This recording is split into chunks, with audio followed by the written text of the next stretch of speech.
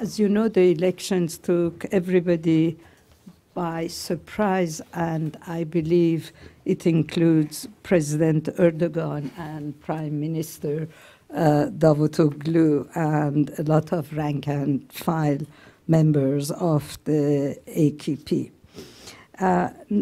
Not long ago, as you know, the party swept the local elections and then the presidential elections, but this time the AKP failed to secure a parliamentary majority, and for the first time in 13 years, it must form a coalition government or it faces another snap elections.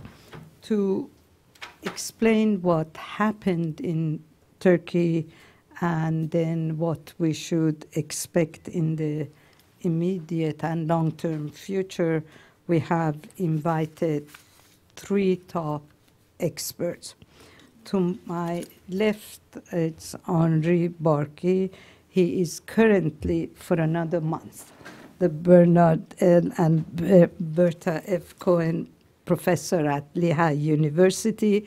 Starting July 1st, I'm delighted to announce that he will be the director of the Middle East program at the Woodrow Wilson Center.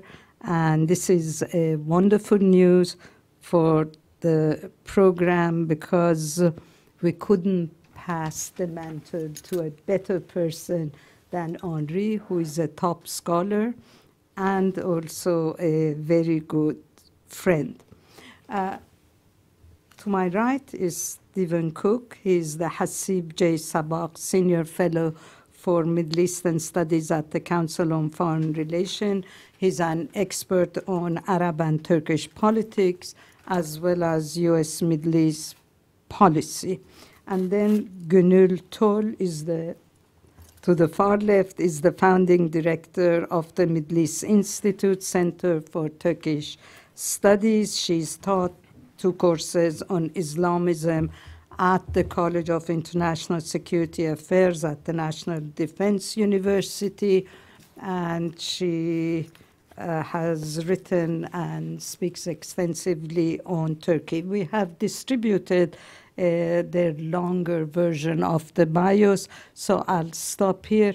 And our arrangement is that each of our speakers will give us their take on what happened in Turkey during the elections, and then the future we leave to the Q&A part of the meeting. Henri, we start with you.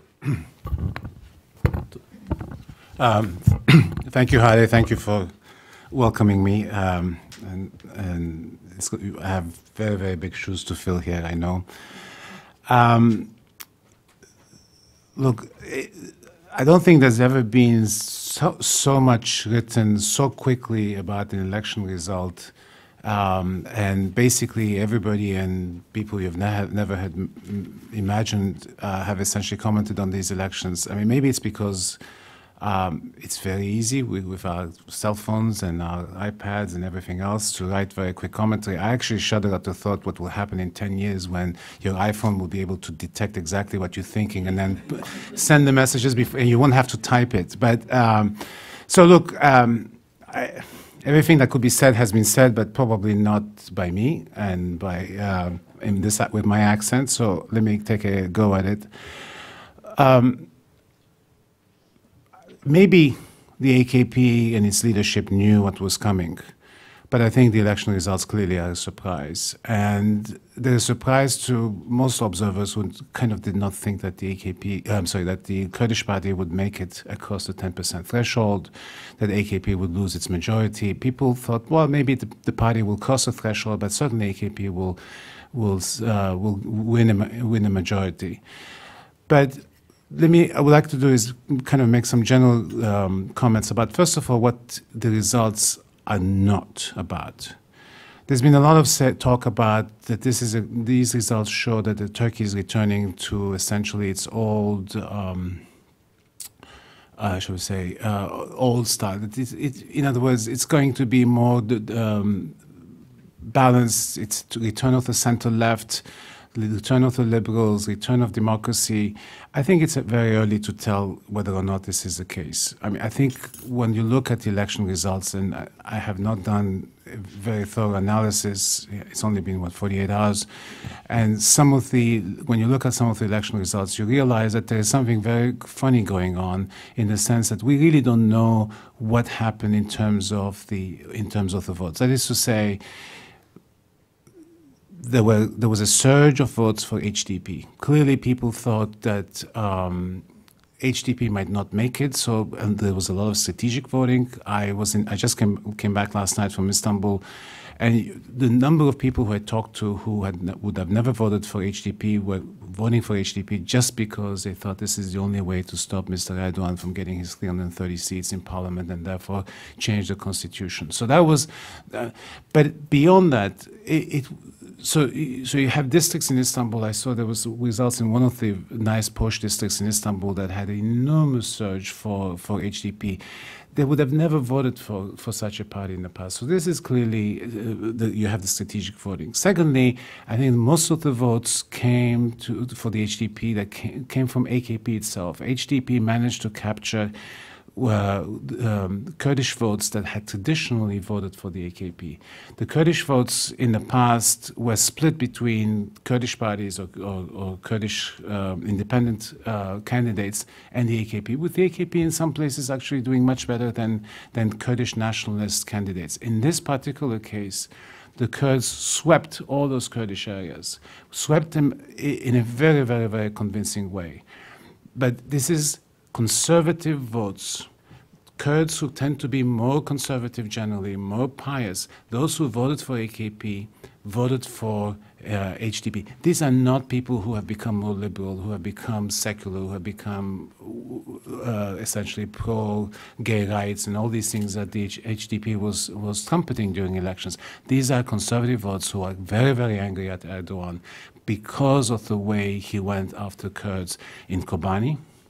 The gleeful way in which he predicted that Kobani was about to fall. He made all kinds of references that showed that he wanted Kobani to fall.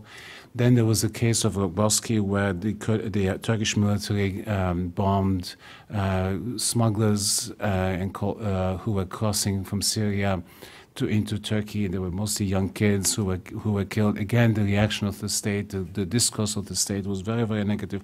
Those things, kind of the demonization also of the HDP by Erdogan himself, all of these things turned those Kurds against.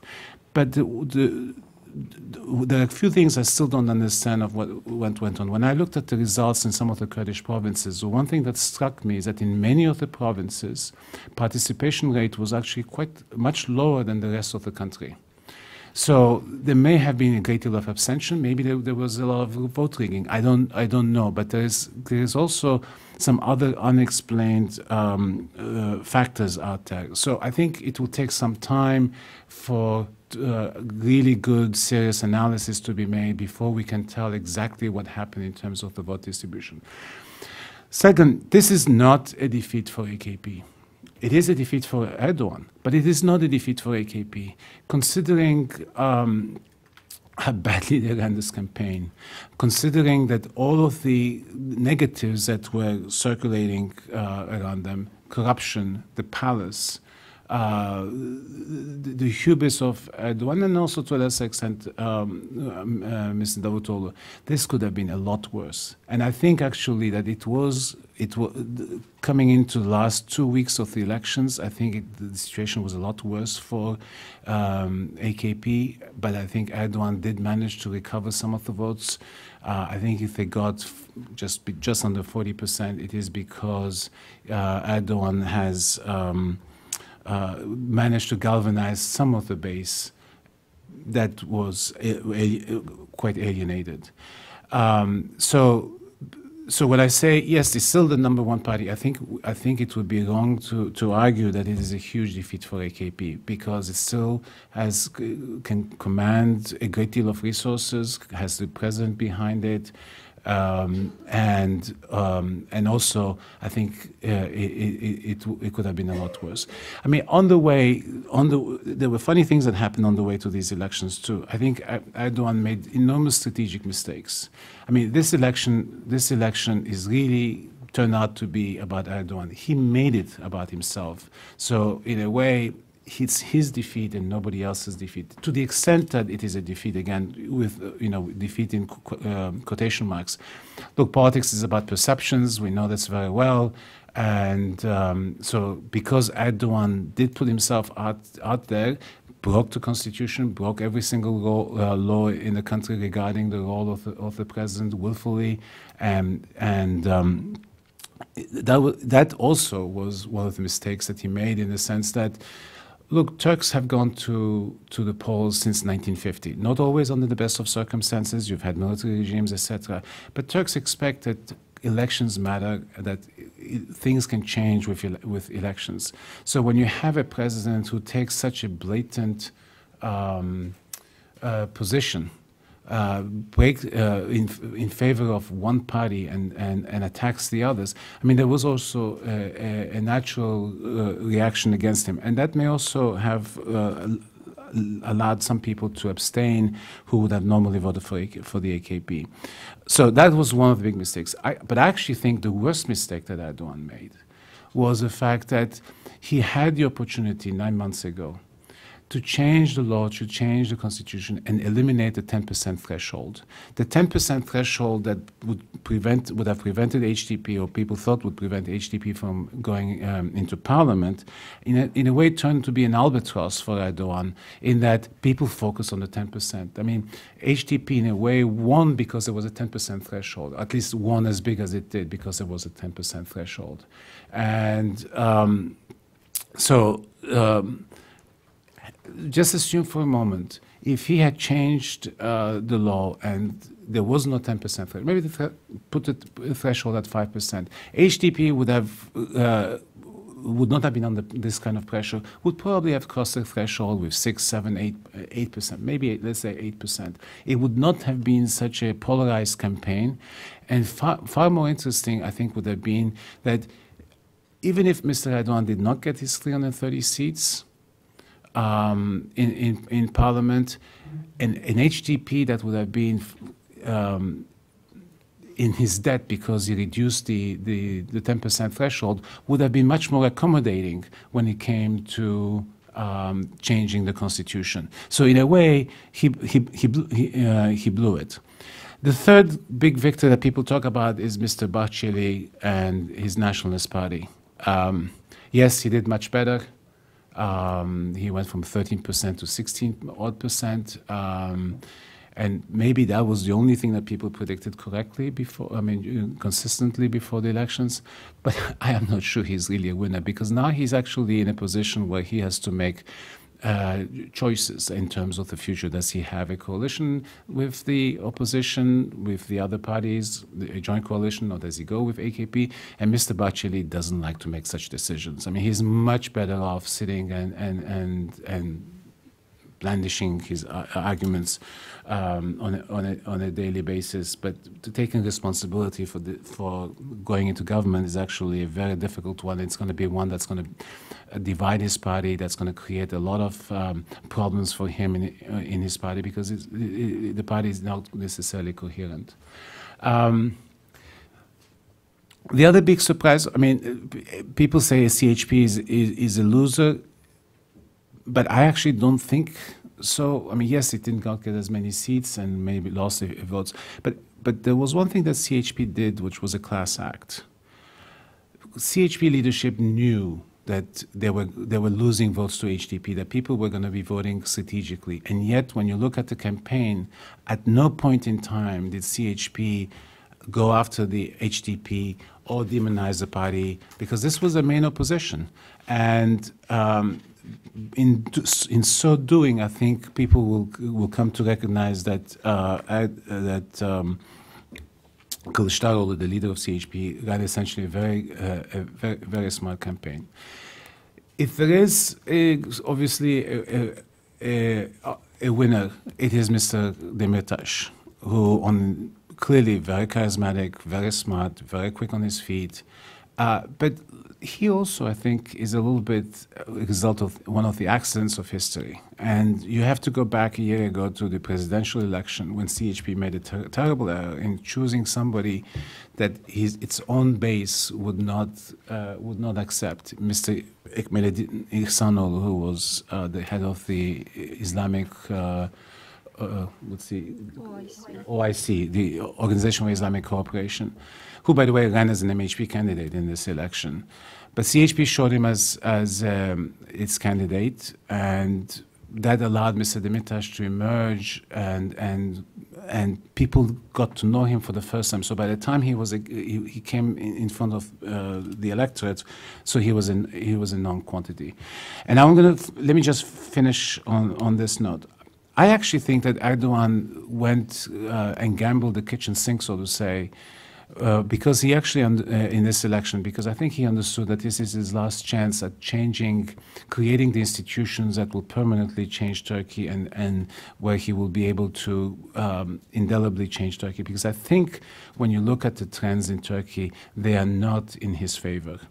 And what do I mean by that? And this is mostly just impressionistic thought. But the success of Erdogan and the AKP over the 12 years in making Turkey a much richer country, the creation of a middle class. Admittedly, some of that middle class is very much associated with him. But also, you see that at many, many, many different levels, you have a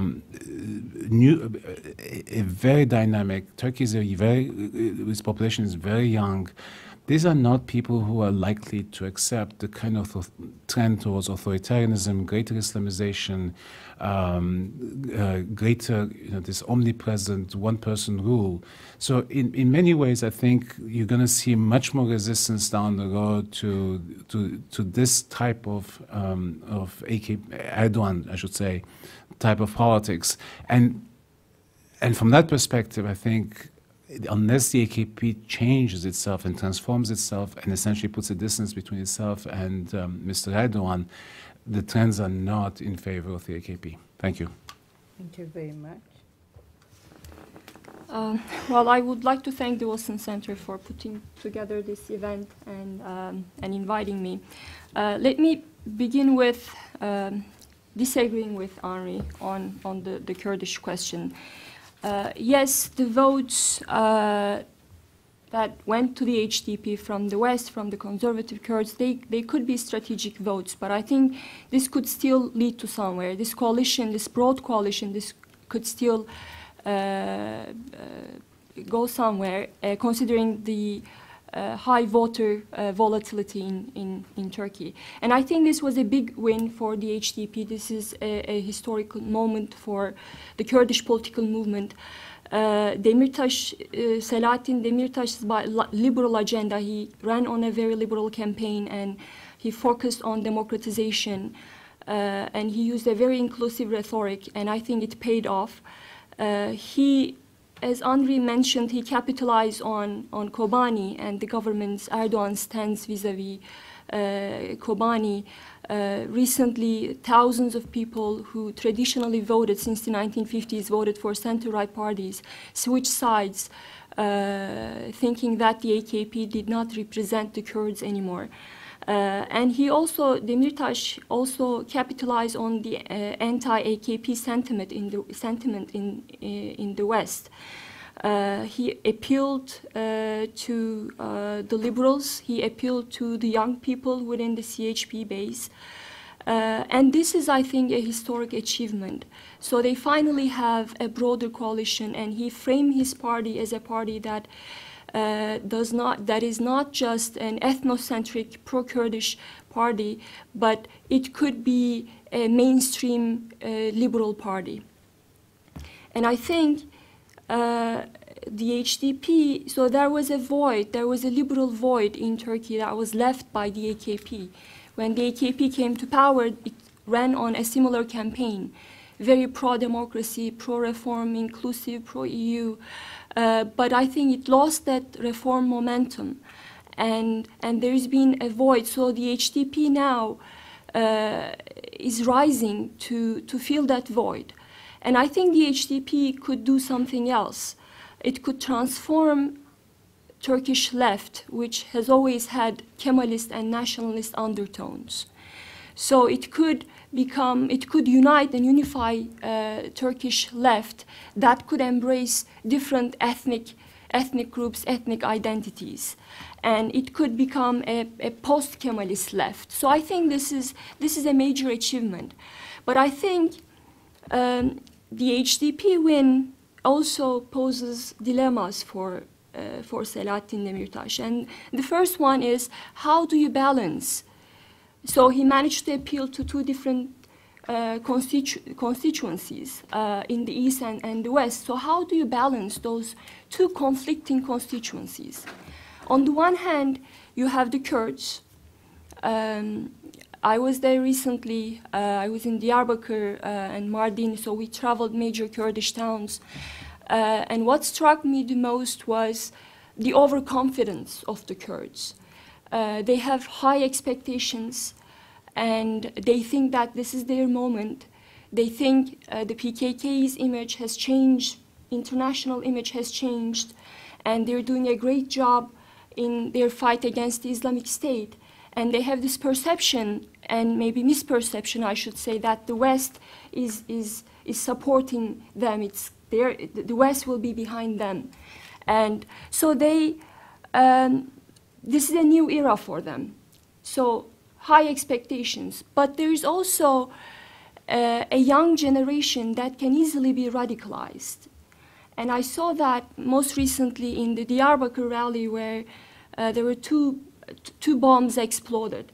So before the bombing in Diyarbakir, the people on the streets attending the rally, they were chanting, the HDP finally will be in the parliament. And after the bombing, they were chanting for the PKK and Abdullah Öcalan. So it is, you have a young new generation that is not really controllable. They have high hopes, high expectations. They're confident that they can make a difference, and they won't settle for cosmetic changes. And there's also the de facto autonomy. When I was there, I realized that there's so many civil society, or it's a vibrant environment. There's so many civil society organizations. Women's organizations are very active. There are schools that are teaching, pre-K schools teaching Kurdish, despite the objection from the state. And I was talking to this teacher who was teaching Kurdish to 5-year-olds. And I asked him whether he was concerned or worried that, about the government's response. And he said, yes, we recently received a letter saying that what we're doing is illegal. But this is not the 1990s, so this is a new era. And this is our time, and things will have to change. So there is this mood of confidence and high expectations. That's why they voted for the HDP. And the HDP, by capturing the conservative votes, in a way become more ethnicized. So Selahattin Demirtas, his main argument when he made the decision to run as a party was, we don't want to be a party that focuses exclusively on the Kurdish rights. We are bigger than that. So we want to become a party of Turkey. We want to go and appeal far beyond our traditional constituency. So that was his line. And yet, he captured the conservative votes. And before, the AKP was as Kurdish as the HDP. Almost, as Henri mentioned, 50% of the Kurds voted for the HDP, but for the AKP. But after Kobani, there is this growing sense that the AKP does not represent the Kurdish voice anymore. So in a way, HDP has monopolized that Kurdish scene and has become the only real actor, credible actor that represents the Kurdish voice. But on the other hand, there are people who in the West who voted for the HDP. And among other reasons, of course, they voted for Selahattin Demirtas because he has a very liberal campaign and he offered an alternative, maybe a real alternative to the AKP. But one of the reasons they voted for AKP is they thought that Erdogan, that Selahattin Demirtas and the HDP could tame those radical demands of the Kurds. So two conflicting dynamics happening at the same time. On the one hand, the HDP becomes ethnicized, a more Kurdish party, but on the other hand, by appealing to the non-Kurds, it has become de-ethnicized. So how are you going to balance, moving forward, how will you balance those two conflicting interests? On the one hand, you have to deliver. You have to really address the concerns of the Kurds. But on the other hand, you cannot scare away the Western and liberal voters. So this is a dilemma that the HDP is facing. And I think the second dilemma is, yes, the HDP weakened the AKP. The HDP win came at the expense of the AKP. But the question is, then who will be the party that the HDP will be negotiating the peace process? A weakened AKP, can a weakened AKP deliver on the Kurdish issue? If we are looking at a coalition government, any coalition government has to involve an MHP. So how do you reconcile that? And we know where MHP stands on the Kurdish issue. It's not just that they're not just against talking to Abdullah Öcalan and the PKK. Their objection is they're against the Kurdish language rights that the Kurds have demanded for decades. So there's a big problem there. And also there's the CHP. If there's a coalition, I mean the CHP, yes, it maybe lost only 1%, but it's still, this was a time when people really thought that the opposition could make significant gains in the elections. And the CHP didn't, so I think this is a big failure for the CHP. And it will be very risky. The CHP is already very hesitant and distant to Kurdish demands, but a weakened CHP will be less willing to do so. So you have these actors in the parliament, and you're looking at an AKP that is weaker and that has already lost the Kurdish vote. Erdogan tried to appeal to the nationalists. So right before the elections, he changed his rhetoric, and he embraced this ultra-nationalist rhetoric. So I think he might be thinking that, can I win back the Kurdish votes? Because in the current context, there is this heightened sense of Kurdish identity. And Erdogan alienated the Kurds. So is it possible to win them back? The AKP lost nationalist votes, but he can, in fact, win back the nationalist votes. So we don't know what will happen. We don't know if there will be a minority government, if there will be a coalition, if there will be early elections. We don't know anything yet. But I think at this point, whatever happens, the Kurdish issue is not going to be high on the new government's agenda. And I wanted to say a few things on the future, but I think we'll cover that in the Q&A session, so I'll stop there. Thank you. Thank you very much. Steve? Great. Thank you very much. It's a great pleasure to be here and to share my thoughts. I'll be relatively quick so we can get into the Q&A. I just want to say, though, that I'm in the unusual position on this panel with Gönül, Henri, and Helle as the one with the funny accent. So I hope you can all understand me. I'll do my best. I'll do my best. I want to make kind of 6 basic points, my observations about what has happened over the course of Sunday and Monday. And what I like about being last on these panels is that I can appropriate all the things that Henri and Gönül have said that I think are wise and make them my own, and then disagree with everything else that they've said.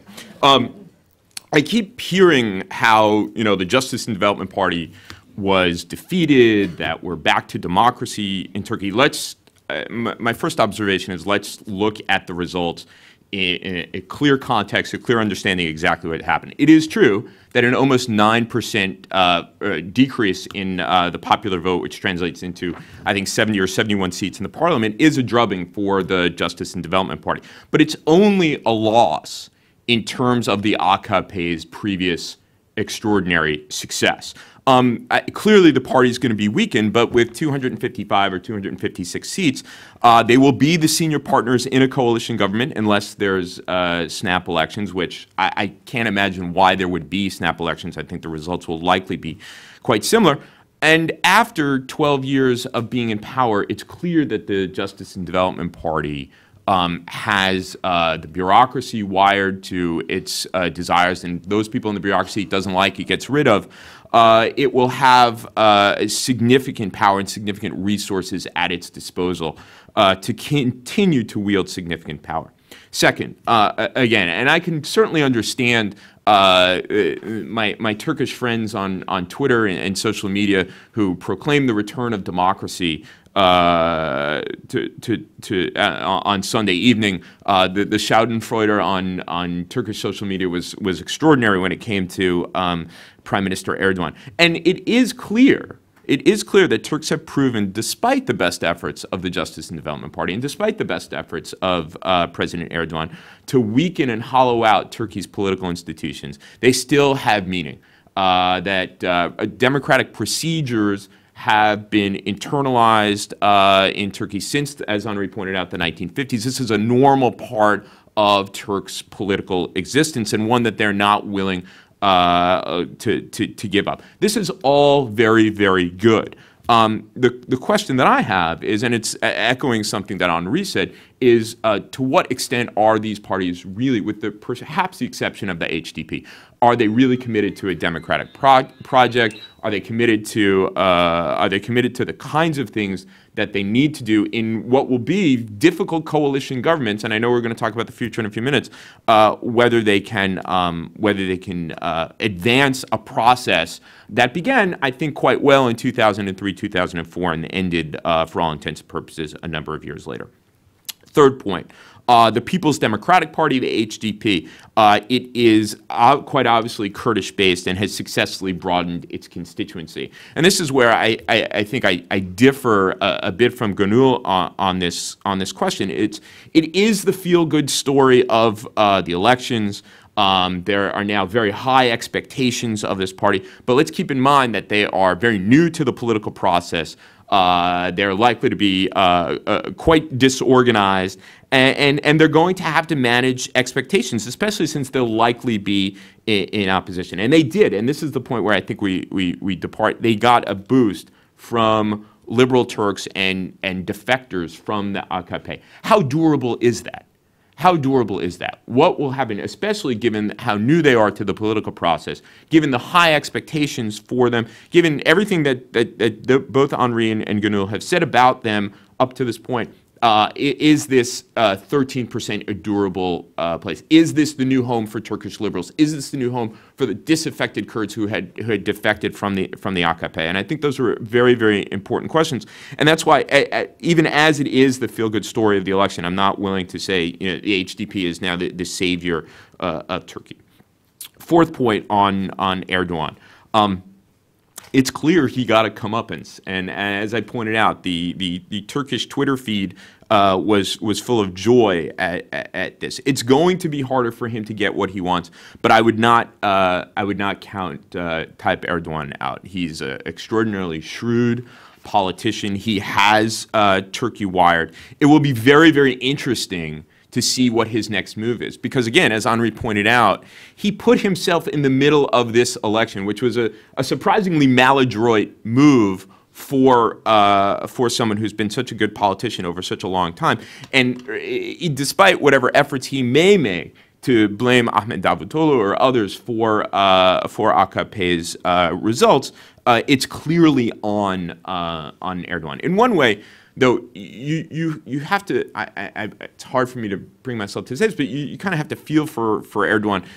He was not directly involved in the campaign because of his position, but felt that he needed to be directly involved in the campaign, and he clearly miscalculated. He clearly overstepped his bounds and went beyond what Turks were willing to tolerate in terms of delegitimizing his opponents and his efforts to hollow out political institutions. On one issue, though, and I think this is where the election turned, and this is, again, this old clash between Turkish nationalism and Kurdish nationalism.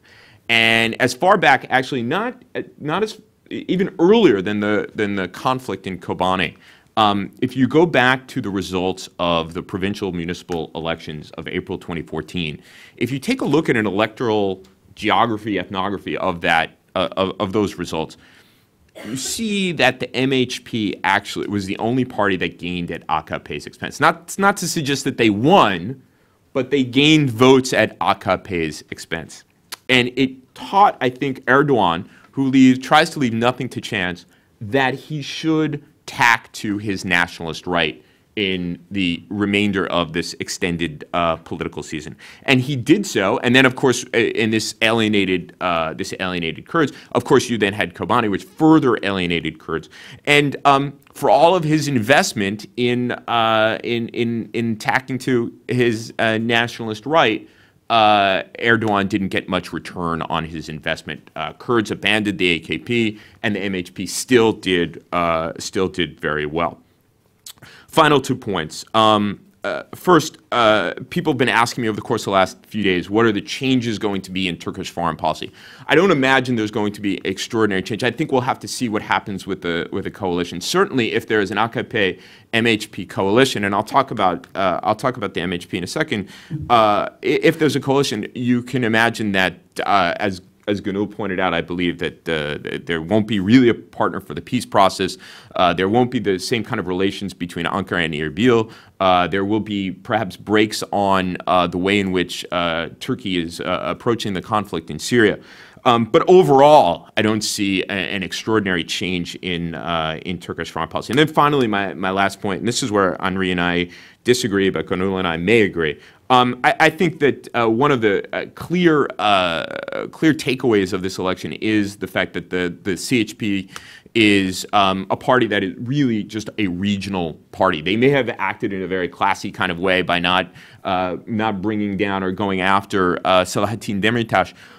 But I think that they have proved once again that they can command about 25% of the Turkish electorate and no more. In this very anti-Erdogan, anti-AKP environment, they actually lost a small percentage of the popular vote.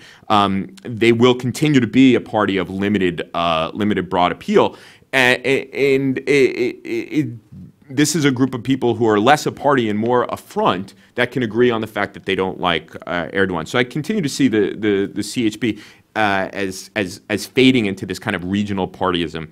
And finally, I think the MHP is really the biggest winner, despite the feel-good story about HDP, because you can't have a coalition government in Turkey today without the MHP, really. So Bahçeli really is the kingmaker, and if the AKP goes to the MHP, you can certainly expect them to extract their pound of flesh and perhaps keep the AKP to that very strong nationalist anti-Kurdish tack that they went on in this election. It is. Let me just end by saying this has been. I don't know if it's a surprising election per se, but I think it's been heartening for many observers who, like myself, who had believed that the AKP had gone so far down the road of undermining Turkey's democratic institutions that there may have been no real turning back from it. Clearly, Turks believe and, as I said, have internalized those democratic procedures, Turkey not yet being a democracy, but certainly this was an excellent result. I think it was a democratic gain for the Turks. Whether this translates into a return to a transition and reforms that will set Turkey firmly on the path of a democratic transition, I think remains an open question. Thank you very, very much. Any of you would like to comment on what Steve said? Or good? Why is it just about me? No, actually, we agreed on most things. Funny accents against you. Yeah. I'm the one with the funny accent. Okay.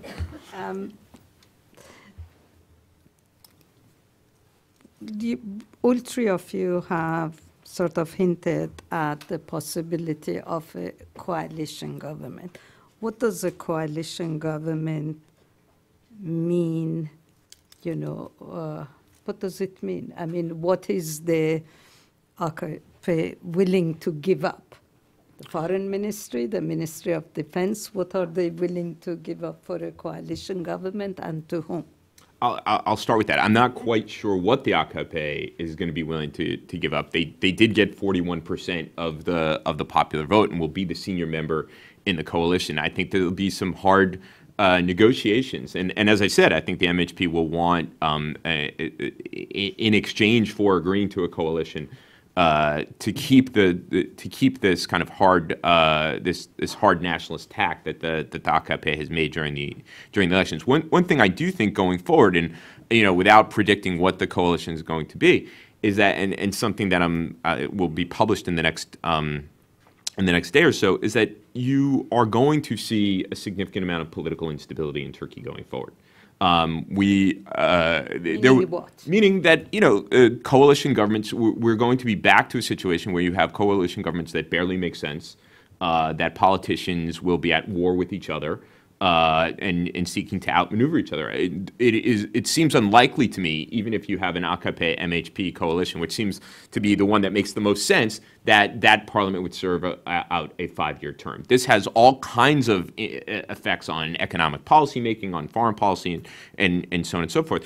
I'm not saying we're going to have a redux. We're going to go back to exactly the way things were in the 1990s. I mean, thank goodness everybody's forgotten the names Tansu Çiller and Mesut Yilmaz, but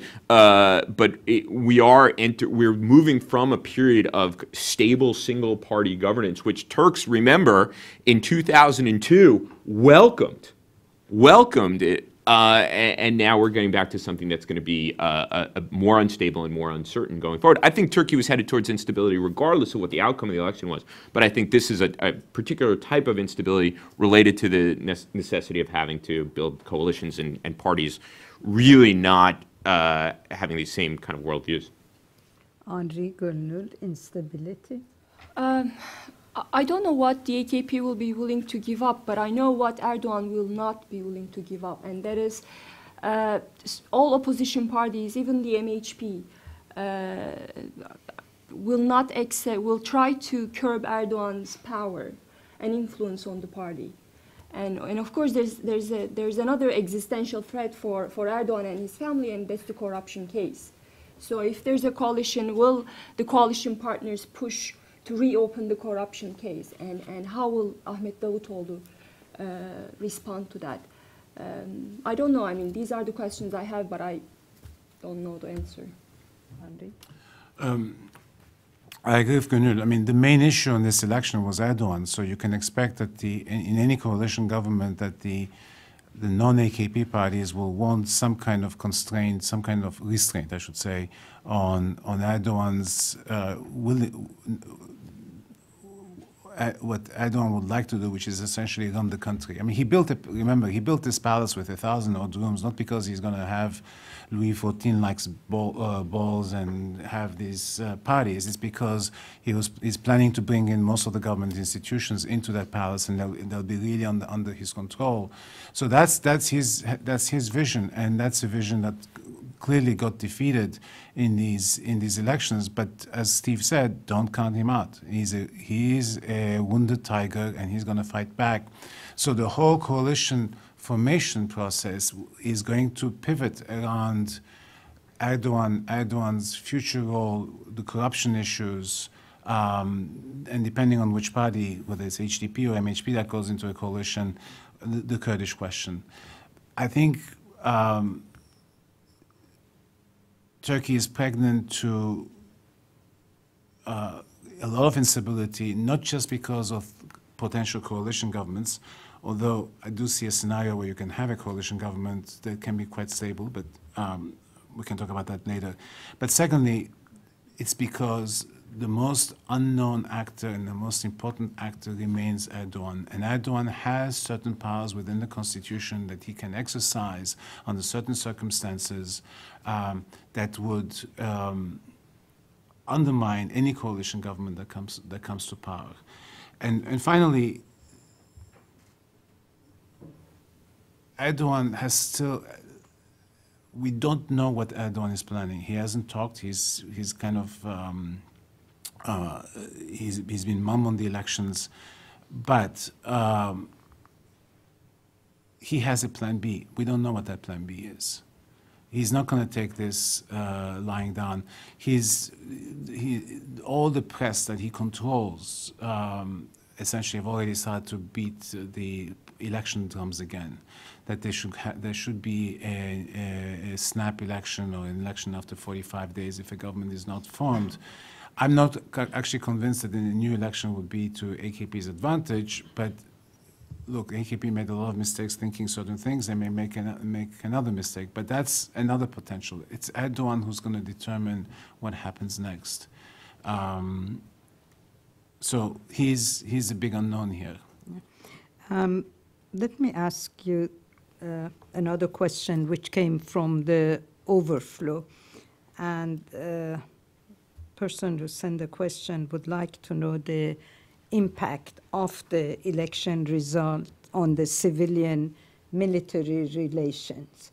These days when you have a meeting on Turkey, nobody mentions the military anymore. So, I guess I'll start since having written a book in part on this issue. It strikes me that we've moved to a point now where Turkish military officers used to get together and plot against the government. Now they get together and discuss how they're going to wait out the government, and that's basically been their view of Erdogan, that they would wait him out.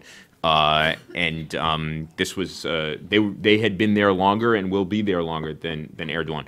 I think though that to have a military involved in politics, you need civilian support for a military involved in politics, and I think that Turkey has essentially moved beyond that. You can see that in the polling. The institution of the military remains quite popular, but there is really no appetite among the Turkish public for the military to be involved as it had been in the past. Henri? I think we could see, I mean, the military people, you're right, we stopped talking about civil-military relations except within the framework of the government's fight against Gülenists. So Erdogan started flirting with the military again, and so there was this notion that the military might make a comeback. And with the election results now, I'm not sure. But that scenario could be possible if Turkey is somehow militarily involved in Syria or in Iraq. But other than that, I don't really see a scenario where the military is powerful again. And especially, this is a time where the domestic support for Turkey's EU membership is on the rise. It's increasing. So this is a different society now, and the context is different. Okay. I agree. I think the era of coups is over. I think there will not be another military coup in the first, I mean, let me say my lifetime, okay? However that long is. But the point here is, I think the military, as Steve also said, you need civilian support, and at the moment there is absolutely no basis for support within the society at large. The military has discredited itself. It did it on its own. It made huge mistakes, and in many ways, if the AKP is in power today, it's because the military messed up decades ago. And so I think that's out. But there is a sense that the AKP is trying to a little bit influence the military, a little bit politicize the military, whether it is on the issue of the Gülenis or it's in the issue of the attempted coup plotters that were freed in the past. So you do have a different relationship today, but this military institution is going to stay away from any type of intervention at this stage. Amal, please wait for the mic. I'm going to alternate between questions from the overflow and the... Amal Mudalali, the Wilson Center. I have two quick questions. The first one is if you can elaborate on how the results of the election will affect the policy towards Syria. Are we going to see the continuation of the coordination with Qatar and Saudi Arabia on the way forward in Syria? And the second one is on the relationship with the United States. How do you think Washington sees these elections, and how would you see the relations between Washington and Turkey on the next phase? Thank you. Let me add one more country to this, Israel. This came from the overflow.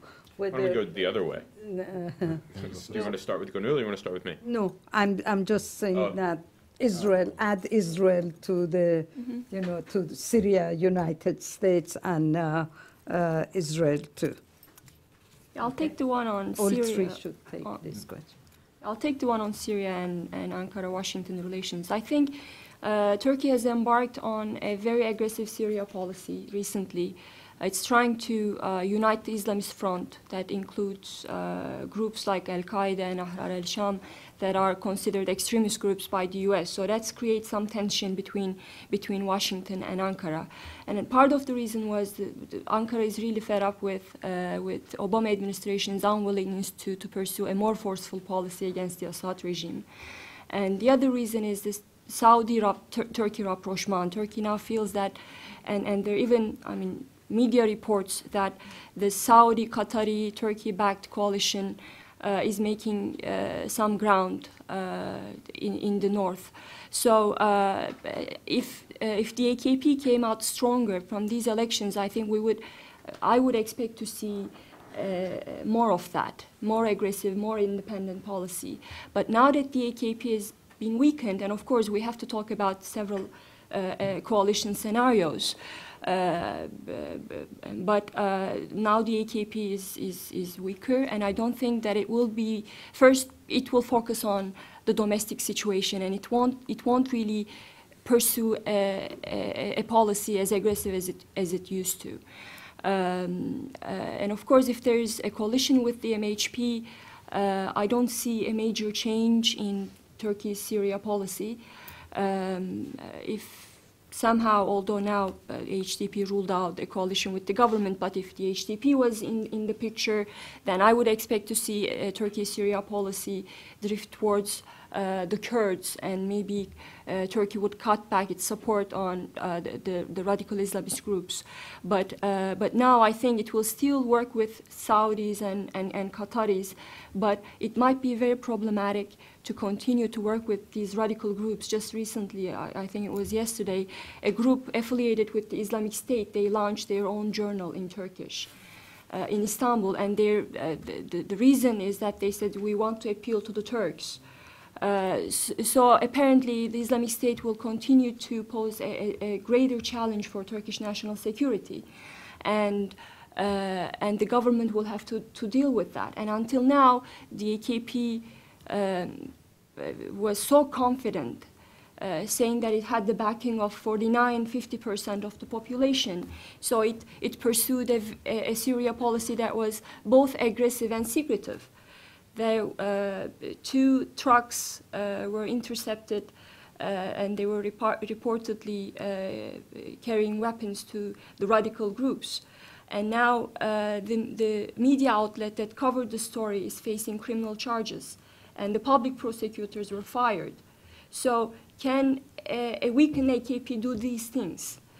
So I think we'll see a more realistic Syria policy. With regard to on Washington-Ankara relations, and I think a similar scenario is likely here.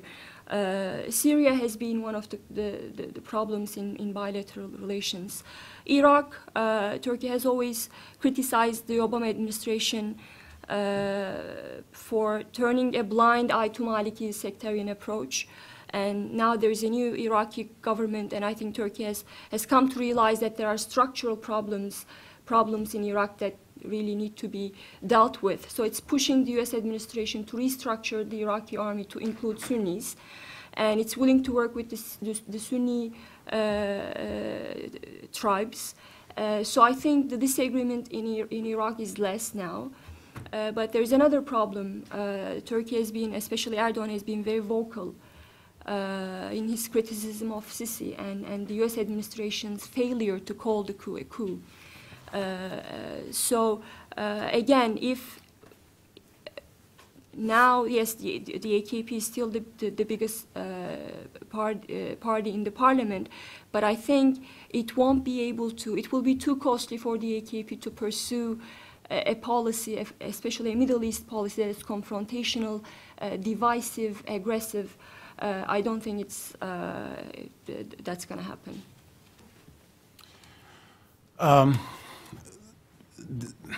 This is a hard question to answer in the following sense, because who was running Turkey's foreign policy until now?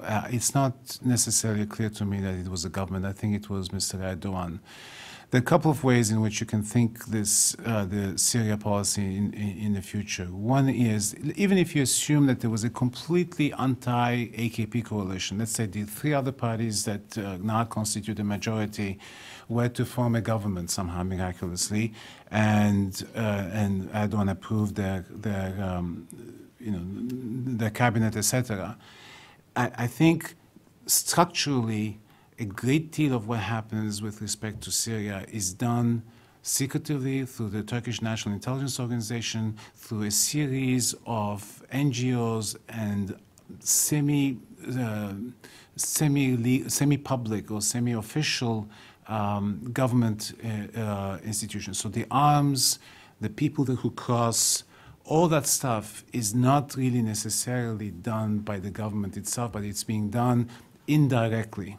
That is an infrastructure that was created somewhat inadvertently maybe, but now is very, very strong in Turkey. So, if you think about there's 20 to 25,000 foreign fighters in Syria today, almost maybe 3/4 of which came through Turkey.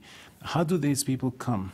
I mean, think about yourself. Somebody who's never left the country lands in Istanbul and then somehow manage and finds their way to Syria through safe houses, through people who pick them up. Sometimes they come not knowing anybody, and they still manage to get to Syria. So you have this infrastructure that is very, very hard to undo, even if the government wanted to undo it now. It's becoming a little bit independent of the government. But the government is still very much involved through the Turkish Intelligence Organization, through IHH, which is this Islamic NGO that was famously involved in the Mavi Marmara incident. So these are the guys who are supporting it.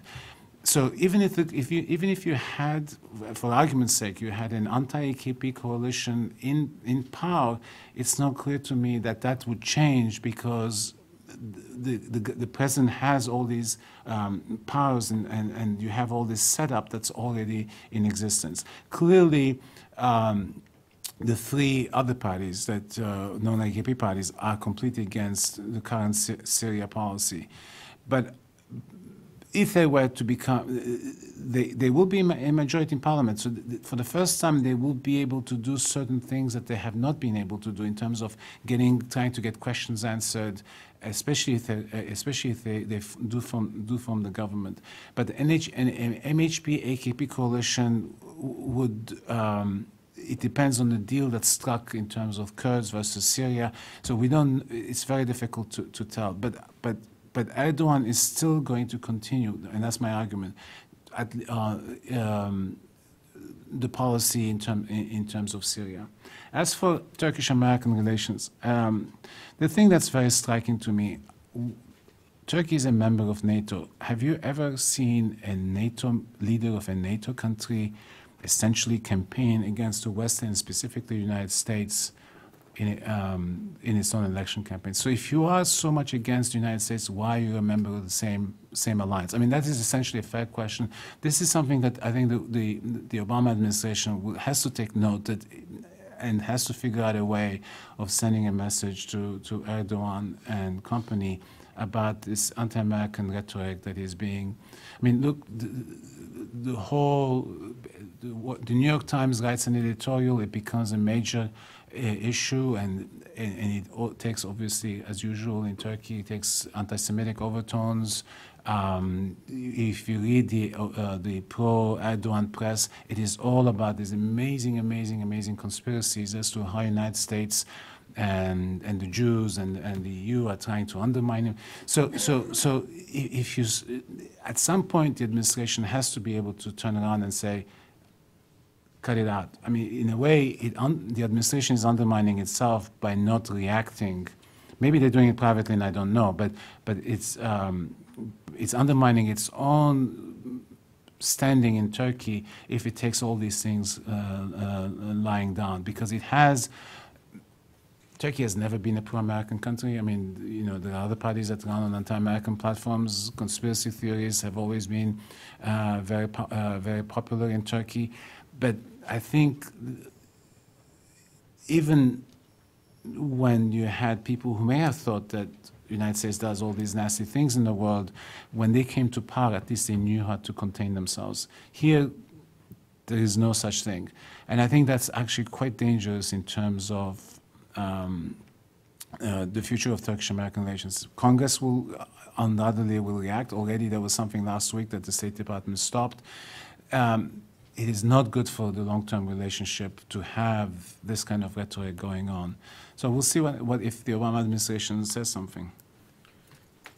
I don't have a lot to add. Let me just quickly say that I think that the Syria policy will evolve based on how the coalition works itself out. It's true that Erdogan has controlled foreign policy, but it strikes me that he'll have a more difficult time pursuing an independent foreign policy if there is a coalition and there is some sort of agreement. Let's keep in mind that the CHP and MHP have been kind of pro-Assad throughout. So there is a possibility that this might, an AKP-MHP coalition, if it exists, will put a brake on this coalition of moving this coordination between the Qataris and the Saudis, and certainly a minority coalition, which would, I can't imagine how they would work out a Syria policy if there was a minority government coalition. But it would be essentially political paralysis on all of these important issues. As far as the United States goes, I think the Obama administration is relieved that the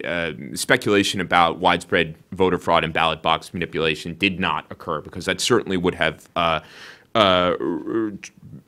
think it would have tripped Turkey into large-scale street demonstrations and potentially violence. But again, I don't see a tremendous change in the relationship between the United States and Turkey, which is difficult.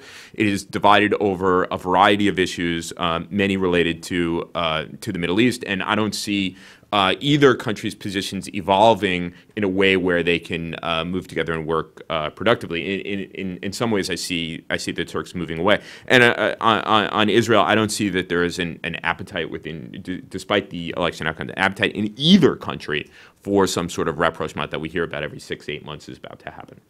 Okay. Questions? Yes, please. Can you please wait for the...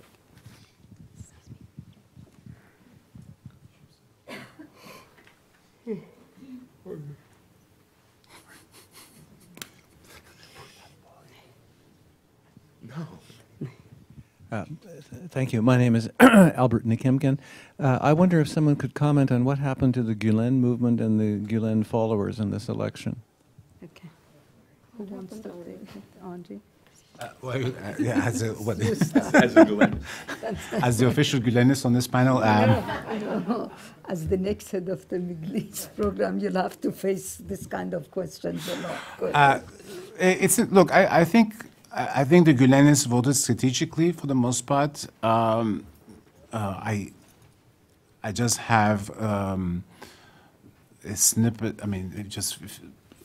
How should I put it? Anecdotal evidence to that. I mean, but there were, well, interestingly enough, in Istanbul, there were a number of candidates. Istanbul is divided into 3 electoral districts. So in all the districts, you had members of what people consider to be Gülenist movements, former police officers who were done injustices when they tried to prosecute government officials, and they were fired, and then they themselves prosecuted. There's a famous Turkish football player, Hakan Şükür, who these people ran as independents, and none of them made it into parliament. Now, the bar in Istanbul obviously is also much higher, given that it's a much there are a lot more seats coming from Istanbul, but it's much more difficult to win as an independent in Istanbul than, let's say, in the southeast. So in a way, they had it was the odds were against them.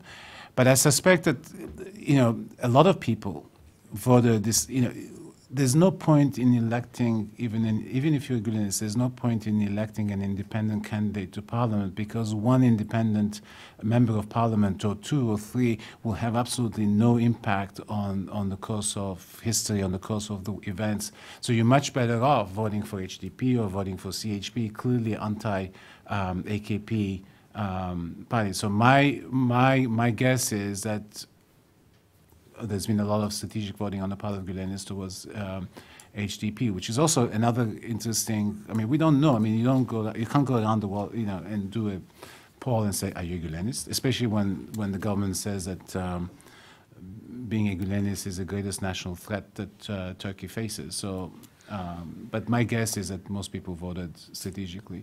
Yeah. Just look, it was amazing. I mean, you would hear people who would never vote for HDP voted in Istanbul for HDP because that was a way to stop Erdogan.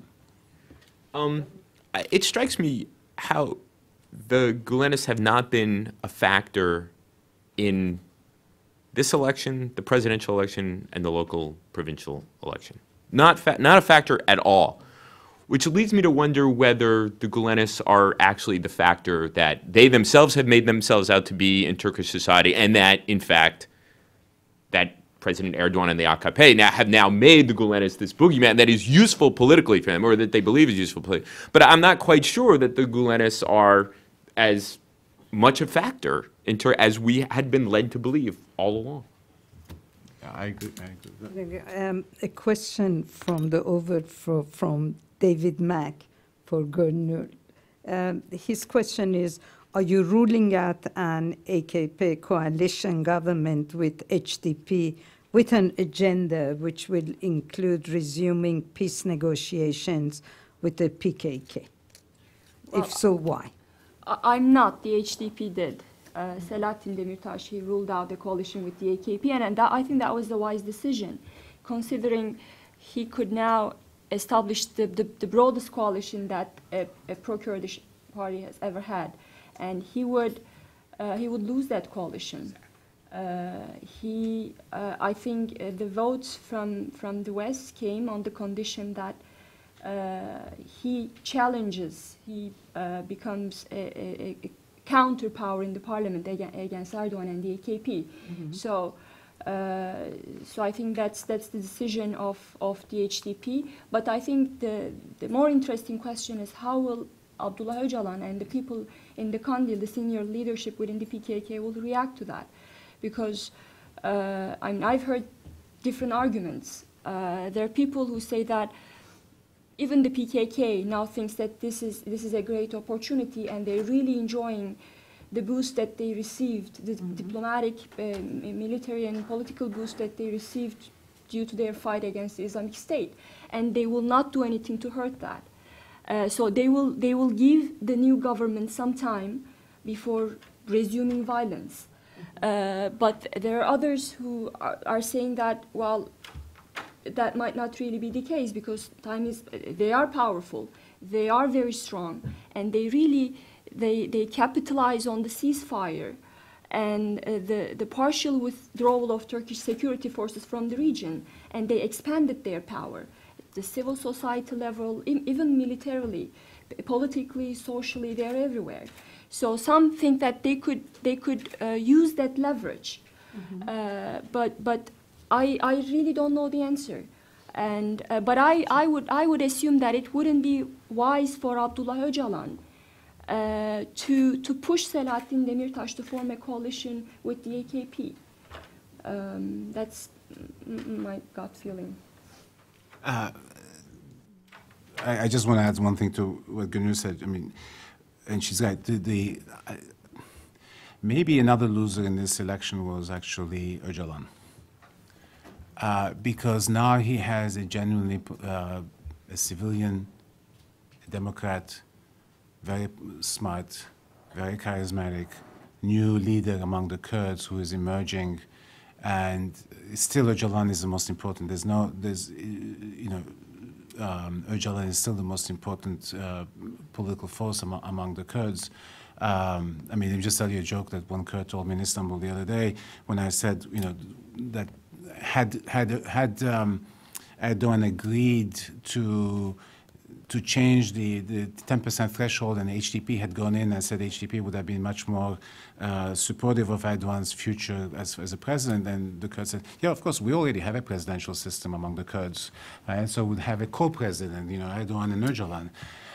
This was a joke, obviously, but the point I'm trying to say is that Öcalan is actually in a difficult situation, and I'm not actually sure that Öcalan and Kandil, where the PKK military leadership resides now, and Demirtas, it's a triangle, and they're not necessarily aligned.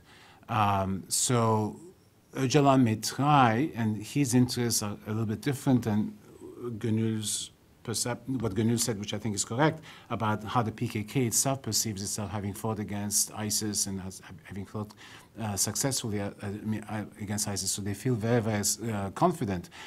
That said, Öcalan's in a different place. He's in an island. He's in prison. He wants to get out. He wants to dominate. He doesn't want anybody else to emerge, either Kandil or Demirtas, as challengers to his rule. So but he still controls the hearts and minds of most Kurds. So we're going to have to see a very interesting dance between these three emerge in the next 3 months. And he may ask, it would be a mistake, but for him to try to force HDP to form a coalition with AKP. And in fact, I think Demirtas's line, we're not going to form a coalition, is really against Öcalan, that he's saying it as much as it is against Erdogan. A question to all three of you. What is the formation of the coalition government going to be? Are there various scenarios that it's going to be acceptable by Erdogan? What combinations of coalitions will be acceptable to Erdogan? Well, clearly the one that serves Erdogan's interests the best. I think, though, that it strikes me that the one that makes the most sense at this point is the one that I've been talking about, which is the MHP-AKP coalition. It's hard for me to see any other coalition government that actually makes sense that will be lasting. And I think that's why Bahçeli is opening the door to a coalition after initially saying that they wouldn't. A minority government doesn't make any sense. CHP, AKP doesn't make any sense. HDP, AKP makes no sense for the exact reason that Gönül just pointed out. Here is Demirtas, who has been quite successful in broadening his base and brought in Turkish liberals to then make the deal with Erdogan, the man they all hate, would absolutely undermine that and help Abdullah Öcalan. So it strikes me that, again, and this brings me back to my argument that I think we're looking at a more unstable and politically uncertain Turkey as a result, because every combination you think of doesn't make a lot of sense, or the one that you can think of forces even the AKP to do things that will disrupt peace process, social cohesion, a variety of other things. Look, there are a number of possibilities.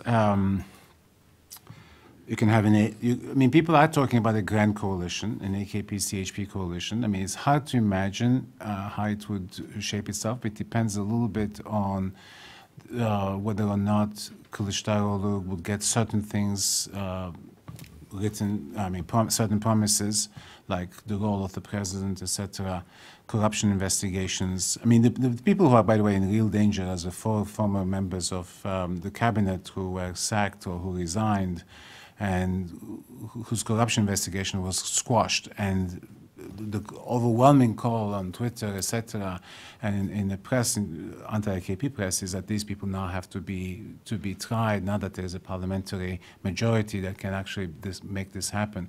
And this is going to be a very, very strong appeal. There is one other, I mean, coalition. I mean, people have talked about an CHP-MHP coalition with the HDP supporting it, not as not in the government, but as a outsider.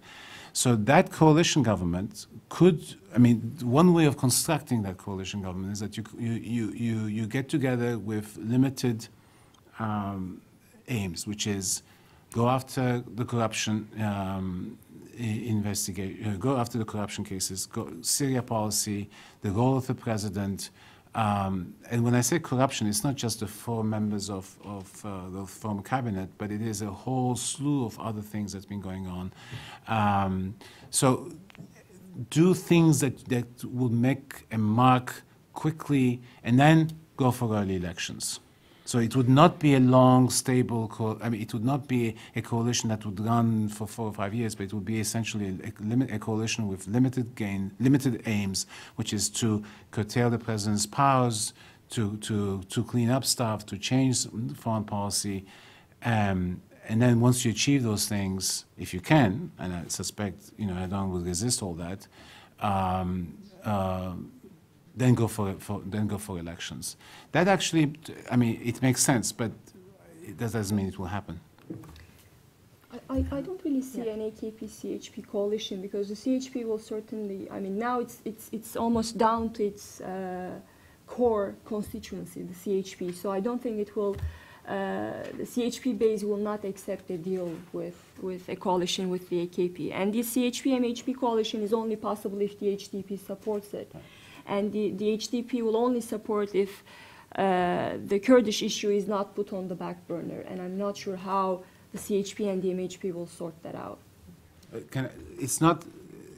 Actually putting it on the back burner would be okay, because as long as they don't start the military campaign against the Kurds and they leave them alone, HDP will be fine. Just buy a couple of years to clean up stuff, and then you can.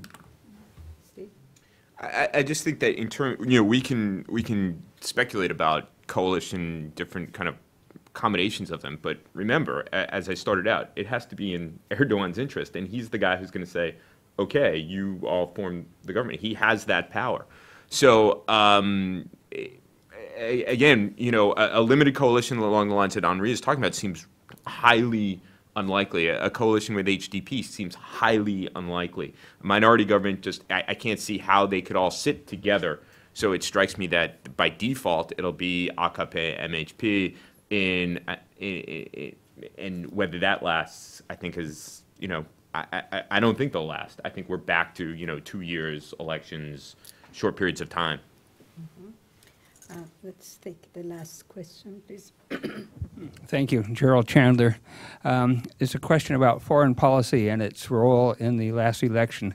Did it play a role in the election, and what were the foreign policy differences between the parties, and particularly on each of these ones we've discussed, relationships with the United States, with Saudi Arabia, with Syria, and Israel? Why is everybody looking at me? I didn't see this election turning on foreign policy. I think that there has been a reaction to a more activist Turkish foreign policy that the AKP has pursued over the course of the last dozen years. I was struck a couple of trips ago at how many people across the political spectrum were deeply opposed to activism in Syria. And these were not people who were, so actively opposed to the AKP. I think, broadly speaking, people were growing concerned about this issue. But I don't see how this election, this was really about Erdogan's ambitions to alter the Turkish system from a hybrid parliamentary presidential system to a purely presidential system.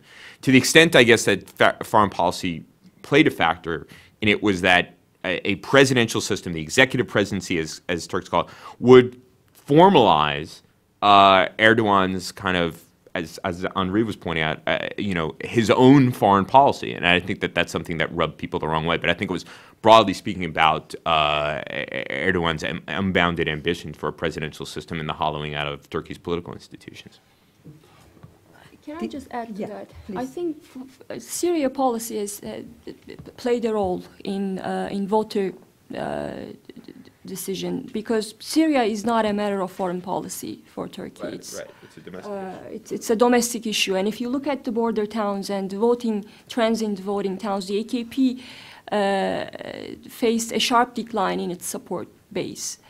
So I think Turkey is facing a big challenge because of what happened in Syria and because of the policy that the government has pursued in Syria. So there are 2 million Syrian refugees, and the country is not really ready to handle that many refugees. It doesn't have the legal and institutional framework, and they are not leaving. And there was even a debate on whether to build a university for just Syrians. And the debate was, should we really do this? And how would that influence their future decisions on going back to Syria? So if they stay, they will have to learn Turkish. So after getting education in Turkish for 5 years, no matter what happens in the region, they won't go back. So then should we build a university that the language, the education language is Arabic, and that was the decision of the government. So with Qatar now, they're building this university in Gaziantep, specifically for the Syrian kids. So that's why I think that debate, what will happen to the Syrian refugees? What will happen to the trade in the border towns? What's going to happen to those established Salafi networks in major Turkish towns? And how will that influence Turkish Islamism? What about anti-terror law? So all these questions, I think, were part of the debate. So people really, I think it affected the voting behavior. But it's not because it's foreign policy, but Syria is important for domestic politics. One last question. Did Erdogan get the message? That was a rhetorical question. Well, he's clearly thinking about it. I mean, he hasn't said anything publicly. Exactly. I mean, this is a guy who was omnipresent. You couldn't turn the television on without seeing him in Turkey, and suddenly you can't find him. I mean, one of the Turkish newspapers has now a clock saying it's how long it's been since Erdogan's been seen in public. And look, he has essentially now one big decision he has to make is whether or not he continues with Davutoglu. And as Steve said, there's one person who's responsible for this relative loss. And again, remember, it's a relative loss. It's Erdogan, and Erdogan is the biggest loser in this, but he's going to try to essentially find blame somewhere else. He's going to try to say, we already knew that he did not want Davutoglu as his prime minister when he became president. The problem was that he wanted somebody else, the interior minister, who was not a member of parliament. He could have made him, but it would have looked very, very odd. And Davutoglu really campaigned for that position, and eventually managed to convince Erdogan, it seems. But it's not really a marriage made in heaven between those two. And Davutoglu's performance was lackluster. I mean, he's not the kind of charismatic, dynamic person that Erdogan is, and anybody next to Erdogan gets eclipsed. Well, even you might be very, very smart, but Erdogan has this ability to dominate the airwaves and everything else.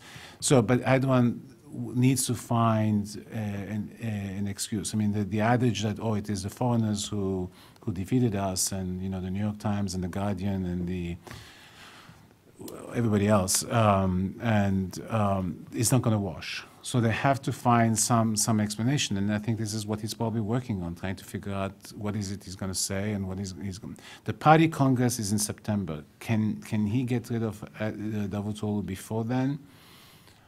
Will he wait until then? Will he wait and see whether or not a government can be formed, a government that is to his liking? And if it doesn't get formed, you remember he has 45. The parliamentarians swear allegiance on the 25th of June, so there's 45 days in which they have to form a government, and if they don't, the president can call new elections. That also would coincide somewhat with the new party congress, before the party congress, but they can maybe bring it forward to. So there are all these different things that will happen. But you know what? I don't think you got the message. Please join me in thanking our speakers for a wonderful